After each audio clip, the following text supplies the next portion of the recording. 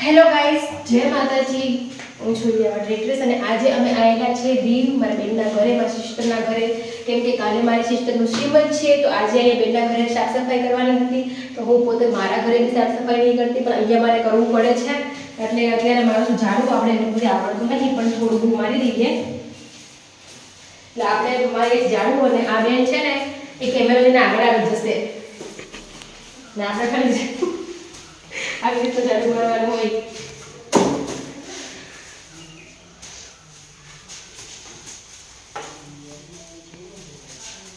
મંદો છીએ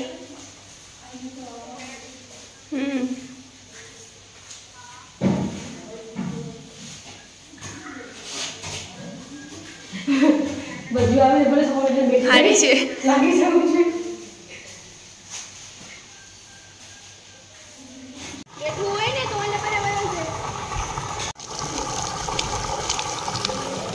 ઓલી પાનની વેલ છે બધી.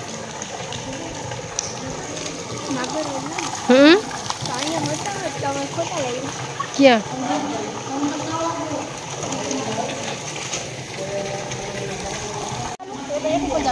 તો જ વેલો ભરાય ને.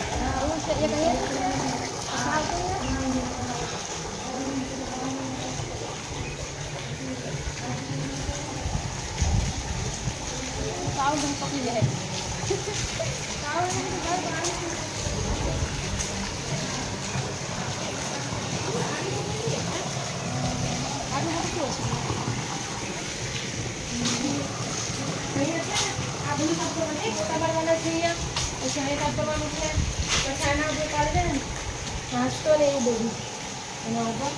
પછી હવે અહીંથી આપણે ચાલુ છે, ચિંતા નથી. એ ઘણા ચાલુ છે ને કયા ચાલુ છે?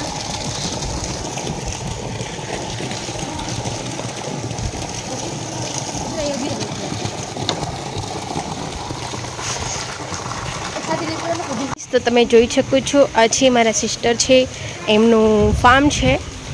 એટલે આ અહીંયા જ એવું છે, દીવની અંદર જ છે, સિસ્ટરનું ફાર્મ છે. ત્યાં અમે લોકો આવ્યા છે આજે. જોઈ શકો છો તમે કેટલું સરસ છે. ઘરે ને બહુ જ ગરમી છે, તો ત્યારે આ ભરવાનું ચાલુ છે. કેમ કે કાલે અમારે લોકોને નવાનું ને છે, એટલે આજે સાફ કરાયો છે માજે જોઈએ, અને કાલે કમ્પ્લીટ થઈ જશે. બેબી લોકોને નાવા માટે છે. જય માતાજી, હર હર મહાદેવ. કેમ છો? આઈ હોપ બધા મજામાં જ હશે. મારી યુટ્યુબ ચેનલમાં આપ સૌનું સ્વાગત છે.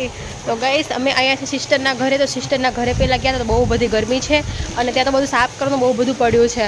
તો એવું લાગ્યું કે ચલો હવે આજે તો અમે સિસ્ટરનું ફાર્મ છે, તો ત્યાં અમે લોકો પહોંચી ગયા. ફાર્મે આવ્યા છે અમે લોકો એટલા માટે ફાર્મે આવ્યા છે કે અમારે હે ને અહીંયા શ્રીમંત રાખવાનું છે. કેમ કે અહીંયા હવા ને એવું બધી છે. બાકી એવું થાય છે કે પછી ત્યાં ઘરે છે ને દીદીને રહી છે ને એ જગ્યા પર બહુ બધી ગરમી છે, અને સાફ સફાઈ બધું કરવાનું છે. ઘરના બધા એમને લંડન છે, તો ત્યાંથી તો આવા બહુ બધો ટાઈમ મને લાગી જાય.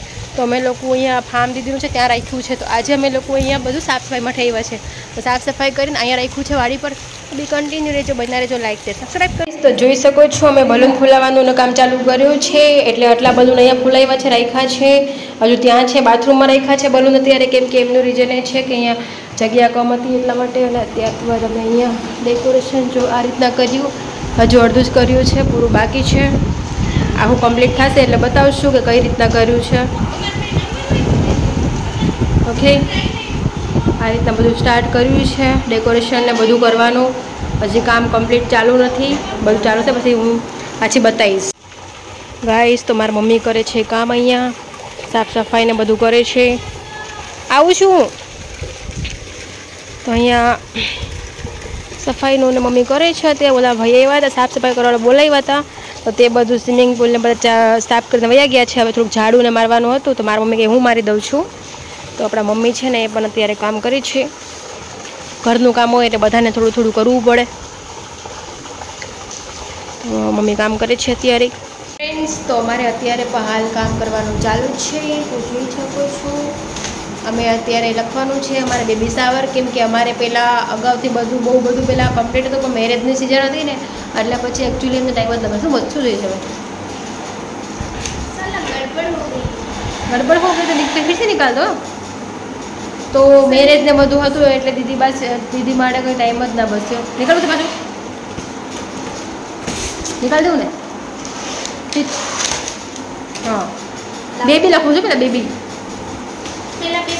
હા બેબી ચાવર એટલે અમારે શ્રીમત છે એમાં બેબી ચાવર લખવું પડશે. એમનું રીઝન એ છે કે અમને બેબી સાવરવાળું લેવા ગયા પણ ન મળ્યું. પછી એ લોકો કીધું ડેકોરેશનવાળા ભાઈએ કે તમારે આ બી ચાલશે, એવું કંઈ નહીં કે તમે એ તો જ ચાલશે. તમે બેબી સાવર લખ્યું તો પણ ચાલશે. શું જોઈએ છે? વાઈટ હમણાં મારા હાથ પર હતો વાઈટ. હા તો પછી અમે એવું લખવાનું હોય આપણે કે શું લખવાનું હોય? શ્રીમત સંસ્કાર હોય છે પણ એના માટે આપણે સ્પેશિયલ ડેકોરેટ કરાવવું પડે. ડેકોરેશન શું હાજર પોસ્ટર લગાવते દિમાગ કામ કરીને દિમાગ કામ કરતો બંધ થઈ ગયો છે. એટલે પહેલાં એવું છે કે અમે પહેલાં લેવા ગયા ને તો ત્યારે અમને એવું હતું કે અમને મળી જશે તૈયાર, પણ એ ભાઈએ એવું કીધું કે તમારે પોસ્ટર છપાવો ને એવા શ્રીમત સંસ્કાર લખી આપે. તો મેં કીધું અચ્છા એવું છે, ઓકે તમને ટાઈમ મળી જાય. કેમ કે મારા મમ્માના છોકરાને બહુ બધા મેરેજમાં બીજી હતા, અમે લોકો બહુ બધા બીજી હતા, ટાઈમિંગ નહોતો. તો પછી ટાઈમ પર ના મળ્યું એટલે પછી બેબી સાવર કરવામાં આવ્યું છે. એટલે અમે એમ લખ્યું છે. તો અમે અહીંયા દીદીના ફોર્મ પર છે તો જોઈ શકો છો અમે ડેકોરેશન કેવું કર્યું છે. સરસ મજાનું ડેકોરેશન કર્યું છે આપણે. મને તો ખૂબ જ ગમ્યું છે કેમ કે પ્લેન દિવાલ છે ને એટલે બહુ ફાઇન લાગે છે. એટલે આપણે અહીંયા ડેકોરેશન કર્યું છે ને કાલે આપણે રીલ્સ પણ એ શૂટ કરશું ને મસ્ત મજા આવશે. અને એ રૂમમાં પણ મેં થોડું બહુ ડેકોરેશન ને એવું બધું કર્યું દીદીના ઘરે. અને આ છે દીદીનું ફાર્મ છે, ફામે રૂમ છે ને ત્યાંનું છે.